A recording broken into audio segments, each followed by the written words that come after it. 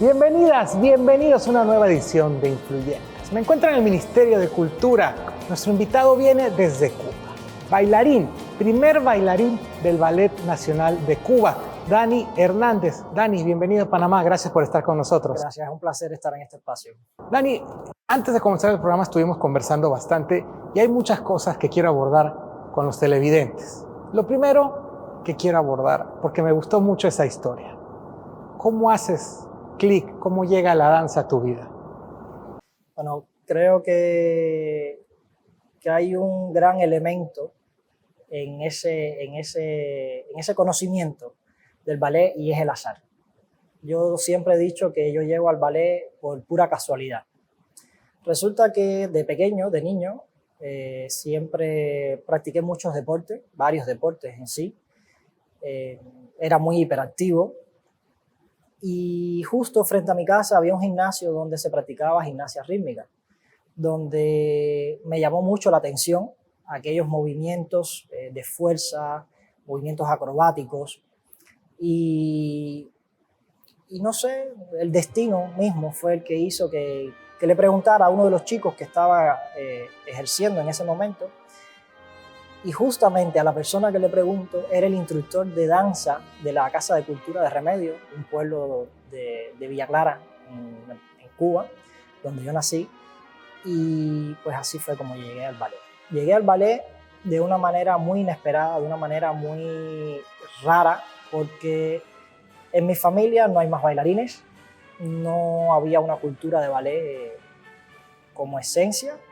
Así que nada, pasé por un proceso donde aprendí todo lo que fueron los bailes populares de Cuba. Después me incorporé a los 9 años. También tiene que ver con el proceso de enseñanza en Cuba, que es una carrera que está conformada por 8 años de estudio y ya después profesional, 5 años de nivel elemental, 3 años de nivel medio preprofesional. En mis 3 primeros años de nivel elemental, resultó que había un déficit de maestro en la escuela. Una escuela donde estuve becado también es una de las cosas que creo que influyeron mucho en mi deseo de bailar, el hecho de estar distante, lejos de la familia, teniendo el apoyo de mi familia constantemente. Y fue una manera de saber y de contribuir a ese apoyo, a esa manera de ellos cuidarme aún en la distancia. Y nada, como te decía, había un déficit de maestros donde aprendí de otra manera, he tenido siempre esa curiosidad por aprender constantemente, aprendí a tocar varios instrumentos musicales y justamente la maestra que en ese entonces me enseñaba en la cátedra de ballet, que se llama Elena Cangas, nos lleva a La Habana a un encuentro de academias que se estaba celebrando en la Escuela Nacional de Ballet. Cuando llego, que me enfrento a una escuela maravillosa que tiene Cuba, que es la Escuela Nacional, una escuela llena de salones, repleta de niños de ballet solamente, me llamó mucho la atención. Fue algo que empezó a crecer una ansiedad, a nacer una manera de querer, una iniciativa de querer hacer. Pero lo que sí realmente hizo ese clic, lo que hizo ese cambio en mí de querer ser bailarín, fue cuando vi por primera vez una función de ballet del Ballet Nacional.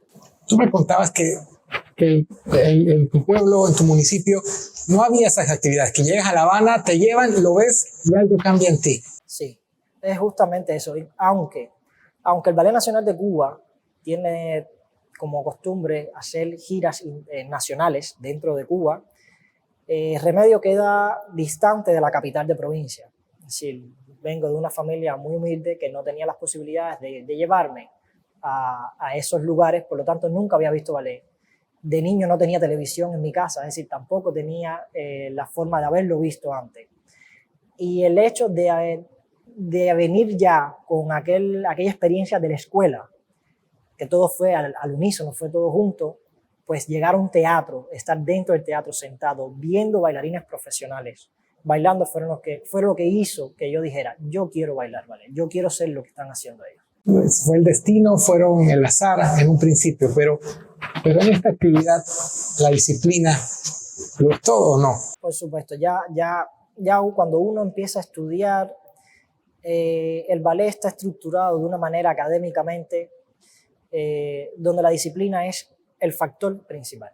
Es decir, la disciplina es fundamental en todos los aspectos. Es fundamental porque tienes que aprenderte un código de movimiento, de pasos, que si tú no autodisciplinas tu mente, si no autodisciplinas tu cuerpo, pues es muy difícil que lo logres. Es una carrera muy corta, en sentido general, donde el tiempo que pierdes no se recupera. Por eso la disciplina es fundamental, donde tienes que cuidar tu instrumento de trabajo, que es tu cuerpo. Es decir, el bailarín está en constante riesgo de lesión. Entonces, si no tienes el cuerpo preparado, si no tienes un cuerpo en óptimas condiciones para asumir toda la carga física que lleva una función de ballet, pues puede llevarte a lesiones, a estar fuera del escenario, y ese tiempo que estás fuera no se recupera. Soy muy consciente de eso, he tenido lesiones en mi carrera, lesiones que me han apartado del escenario, donde realmente no he recuperado ese tiempo. He tenido que trabajar el doble, pero sí sé y soy consciente de que ese tiempo que perdí no lo pude recuperar. ¿Este es un temor constante, el perder el tiempo, el perder oportunidades? ¿Es algo que te agobia o es algo que agobia al bailarín en general? No es que lo agobie, pero sí es algo que está ahí constantemente. ¿Por qué? Porque, como te decía, es una carrera corta, una carrera donde los bailarines que están a tu alrededor están en constante competencia. Es una competencia sana, pero es una competencia al fin. Es decir, es una competencia de superación, no de querer opacar al otro bailarín. No, es una superación sobre ti mismo. Y eso es lo primero que el bailarín debe entender. Es decir, no es querer ser mejor que el otro bailarín que está a tu lado. No, tienes que ser mejor que tú mismo. Tienes que superarte tú cada día, aprender cada día, intelectual y académicamente. No solo se basa en bailar, no solo se basa en que tú tengas los pasos de ballet en tu cuerpo. Tienes que adquirir cultura, tienes que intelectualmente crecer como persona. Eso, para el artista en general, no solamente para los bailarines, para los que se dedican a la danza. El hecho de conocer, por ejemplo, la historia de su arte, el hecho de tener una formación intelectual fuerte, ¿por qué es importante? ¿Qué representa eso? Que a veces pareciera que lo obvian a algunos. En el caso del bailarín de ballet, vamos a hablar desde mi perspectiva, desde mi conocimiento, pero creo que se aplica para todas las artes, pues a la hora de interpretar un personaje es fundamental tener un conocimiento cultural e intelectual de todo. ¿Por qué razón? Supongamos que Dani tiene que interpretar el Cifrido, el príncipe del lago de los cisnes. Es decir, en Cuba, en América, no hubo reinados. Es decir, ¿qué conocimiento, qué patrón tú puedes tener sobre un príncipe? Pues tienes que estudiar. Tienes que estudiar la época en que se desarrolla el ballet. Tienes que entender la música que se empleó para el ballet. ¿Quién era el compositor? ¿Qué cosa tomó el coreógrafo? ¿Qué elementos adquirió el coreógrafo? ¿En qué momento fue creada la obra? ¿Por qué fue creada la obra? Es decir, todo ese cúmulo de conocimiento tienes que adquirirlo tú para después realmente interpretar el personaje que quieras dar. Si no, no sale. Es como si estuviera yo vestido de príncipe. No, el príncipe. ¿Cómo se comporta un príncipe? Es decir, ¿cómo es el estar donde haya la distinción de clases? Porque tiene que estar marcado. Es decir, en una sociedad hoy actual donde la distinción de clases no es un elemento, es decir, todos somos iguales y lo veo bien, pero en ese momento era distinto. Es decir, tenías que saber cómo comportarte ante tus súbditos, cómo comportarte ante la corte, incluso ante la reina o el rey. Estoy hablando del personaje de Cifrido en este caso. Son elementos que uno debe incorporar, son elementos que uno debe adquirir para poder realmente dar un personaje. Te puedo poner un ejemplo muy clave que para mí fue fundamental. Sí, por mis características físicas, en Cuba, bueno, y la crítica internacional me ha catalogado como un dancer noble, como un bailarín de aspecto de príncipe. Y justamente cuando cuando el Ballet Nacional de Cuba retomó el Ballet Carmen, pues el papel que me dieron fue Don José. ¿Por qué? Porque iba con mi manera de ser, con mi forma de actuar, de moverme. Y yo dije que también, aparte de Don José, quería ser el Escamillo de Carmen. Un personaje completamente distinto, opuesto a lo que soy yo. Y tuve que estudiar muchísimo, tuve que leer cómo era la vida de un torero, qué hacía el torero, cómo era su preparación para llegar a un ruedo. Y así mismo lo hice cuando lo bailé. Cuando bailé vi películas, documentales, experiencias, videos, para realmente yo poder sentirme un torero. Si no, no lo iba a lograr. Porque tampoco tengo esa cultura, tampoco tengo ese conocimiento en mí. Entonces, el estudio es fundamental. El conocer, el saber, el adquirir cultura general es fundamental para el bailarín y para el artista en sí. Tú dices, es una carrera muy corta. Tienes 34 años. Tienes 12 años siendo primer bailarín. Tenías 22 cuando oficialmente. Sí. ¿Cómo son estos 12 años? ¿Cómo los ves ahora desde esta perspectiva? Cuando uno empieza a estudiar, en este caso donde yo digo que hice el clip, mi primer clip fue querer llegar a bailar lo que bailaban aquellos bailarines. Esa fue mi primera meta. Pues para llegar a esa meta tenía que llegar a la Escuela Nacional de Ballet. Es decir, tenía que superarme como estudiante yo para pasar a la Escuela Nacional de Ballet, donde se presentan todas las escuelas de ballet que hay en Cuba en una sola. Es decir, donde el proceso de selección es único y específico, donde captan a los bailarines que realmente tienen las condiciones y reúnen los requisitos para llegar a ser bailarines profesionales. Una vez que entré a la escuela, ese fue mi primer escalón, digamos, de esta gran escalera, pues superarme más, poder bailar, poder crecer, poder aprender. Y la meta próxima era llegar al Ballet Nacional de Cuba, la compañía insigne de Cuba, una compañía insigne a nivel mundial, donde tiene un nombre, un prestigio internacional muy bien marcado, donde el formar parte de esa compañía era un reto inmensamente grande y una responsabilidad mucho más grande todavía por el hecho de ese legado que fueron dejando todas las generaciones que fueron contribuyendo al desarrollo de la Escuela Cubana de Ballet y sobre todo del Ballet Nacional de Cuba. Una vez que llegué a la compañía, pues el otro escalón vendría siendo el llegar a ser un primer bailarín. Es decir, todo bailarín que estudia, todo bailarín, su reto mayor es llegar a ese nivel más alto dentro de la compañía en la que esté. Pero una vez que llegas a ese nivel, te quedas y dices, bueno, ¿y ahora qué hago? ¿Qué más hay? ¿Qué tienes que hacer? Pues seguir aprendiendo. Seguir aprendiendo. He tenido que aprender mucho más. He tenido que superarme aún más. ¿Por qué? Porque eres un ejemplo dentro de la compañía. Eres una referencia dentro y fuera del país. Eres una referencia para tus compañeros, una referencia para generaciones, para niños que como yo cuando empecé a estudiar, dije, yo quiero ser como ellos, pues yo tengo que ser esa referencia para esos niños. Es decir, es una disciplina constante, un estudio constante de todo lo que haces, un perfeccionamiento cada día para no caer en la rutina, para no caer en lo banal, sino de ser cada día mejor, y no solo como bailarín, sino como persona. ¿Es agobiante un poco? ¿Agobia? Podemos decir que es algo estresante. Es decir, pero la dinámica de la vida hoy en día todo estresa. Pero sí es estresante por eso. Porque la carrera demanda muchos sacrificios que son duros, difíciles. Prácticamente cuando empiezas con 9 años, pues estás renunciando a tu niñez prácticamente. Una vez que empiezas a ser más profesional, pues renuncias a compartir, a salir. Tienes que cuidar tu alimentación, tienes que cuidar tus horas de sueño, tienes que dedicarle más tiempo a la carrera que a tu vida personal y social en este caso. Y sí, pero siempre hay un pero para todo. Todo sacrificio es necesario, es válido, porque lo más grande que tiene el bailarín, lo más grande que tiene Dani hoy en día es pararse en un escenario y que un público lo aplauda.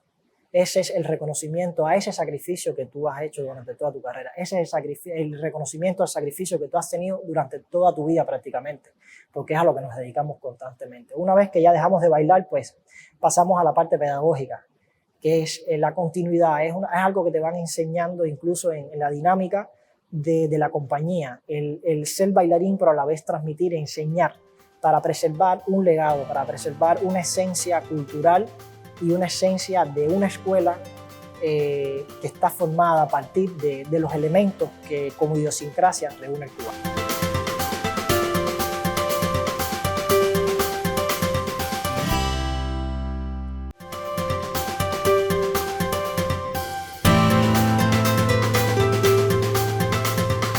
La nobleza de la misión del maestro. Es una misión noble. Y muy dura, muy dura, muy dura. ¿Por qué? Porque son muchos alumnos.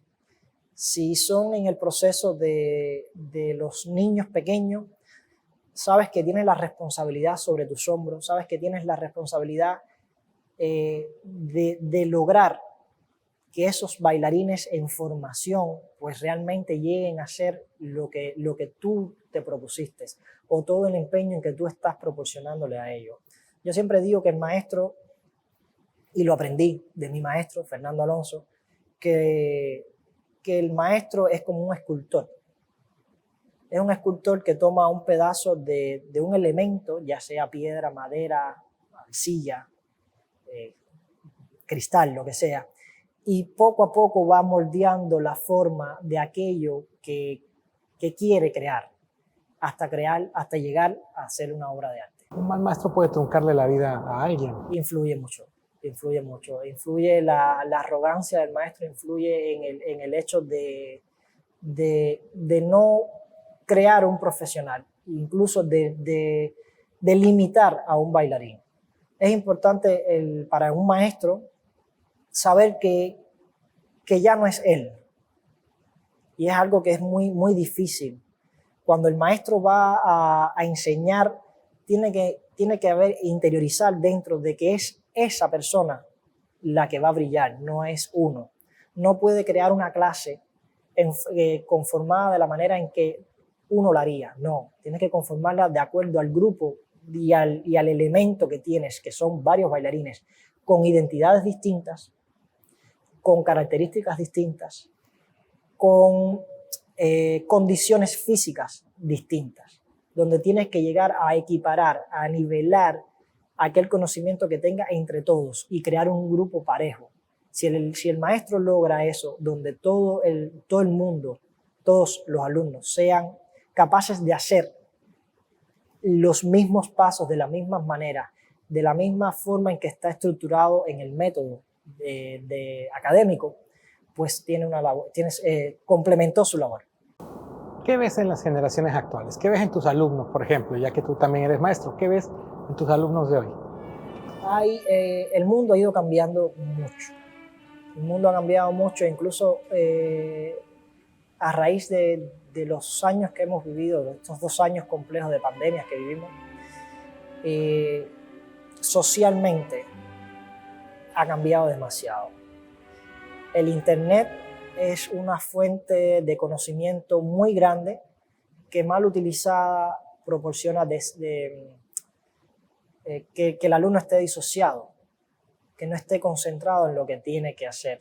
Entonces falta mucha disciplina, pero creo que es algo general, es algo social que se ha creado. No es que sea malo ni bueno, no, es un proceso social donde tenemos que entendernos todos. Es decir, mis padres fueron de una manera. Por supuesto, yo no puedo ser como mis padres porque yo vivo en un contexto social distinto al de mis padres. Yo me estoy desarrollando y eso tengo que entenderlo yo a la hora de transmitir a mis alumnos. ¿Qué hago? Entenderlo, hablar con ellos, escucharlos, sus inquietudes, qué quieren, cuáles son sus sueños, contarles mis experiencias, contarles esto que les estoy contando a ustedes para que ellos vean que en la vida todo no es querer y hacer, sino de que todo lleva un proceso, un sacrificio, un empeño, una disciplina y que al final de ese camino hay cosas muy gratificantes que te hacen ser un mejor artista y un mejor ser humano. Tú decías, ¿no? La forma en que se estructura el mundo de la danza, el mundo del ballet, es muy rígida, hay mucho orden, mucha disciplina, mucha autoridad.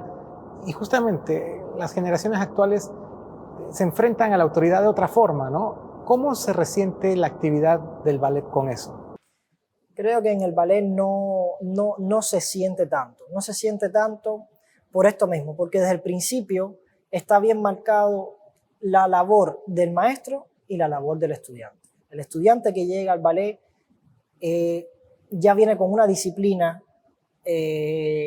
como que incorporada ya sea porque viene del deporte, casi hay muchos gimnastas que no terminan o gimnastas que no terminan su carrera como deportistas, pero ya tienen incorporado un elemento y lo usan en el ballet, que es favorecido. Pues es igual. O aquellos talleres donde se hayan formado de pequeñito, que los padres los llevan, y el hecho de tener que estar en un salón, de seguir al compañero, de aprenderte una coreografía, pues ya eso te va ayudando. Creo que esa disciplina ayuda en la formación del ser humano. Es muy importante eso. ¿Y el ballet y la modernidad, cómo se llevan? Creo que no hay espacio para que el ballet muera. No hay espacio. ¿Por qué? Porque, como te comenté, es un proceso dialéctico.